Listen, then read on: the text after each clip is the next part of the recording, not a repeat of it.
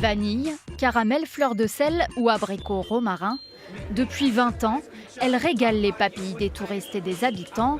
La Rochelaise des glaces, mieux connue sous le nom d'Ernest le Glacier, sa réputation n'est plus à faire. C'est comme un petit bonheur. C'est pas un magasin, c'est une malle à trésor. Rhum, raisin, ananas, toujours le même en fait, quel que soit le glacier. Mais là, elles sont vraiment très bonnes. Elle est très bonne. Grâce à un été particulièrement chaud, cette boutique tourne à plein régime. Plus de 2000 clients se pressent ici chaque jour. Au retour des Franco, on était vraiment en panne de cornets, on n'avait plus beaucoup de stock et on a eu une bonne fréquentation sur la période de canicule. La recette du succès réside en partie dans ces cornets maison, fabriqués à base de produits locaux. Pour satisfaire la demande, l'atelier situé à l'étage du magasin fonctionne presque 24 heures sur 24. Mais la star reste la glace.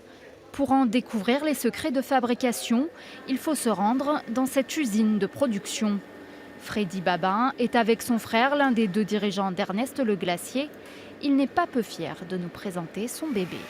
Donc là, on est dans la zone turbinage. Donc c'est l'atelier dans lequel on va préparer nos sorbets, nos crèmes glacées quotidiennement. En 20 ans, la petite entreprise familiale est devenue une institution. Chaque année, entre 150 et 200 000 litres de glace sortent d'ici. C'est parfait, c'est un citron vert avec un basilic frais. Et le goût c'est merveilleux, quoi. Si Freddy Babin est fier de son unité de production, c'est aussi un pari risqué. Il y a 3 ans, plusieurs milliers d'euros y ont été investis.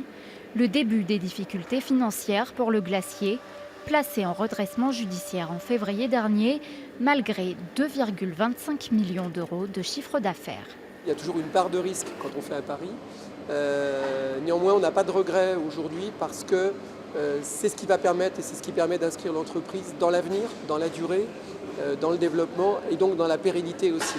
Pas de fermeture de magasins envisagée ni de suppression d'emplois. L'entreprise reste en procédure mais le patron est confiant. Il vient d'ailleurs d'ouvrir un nouveau point de vente à Bordeaux.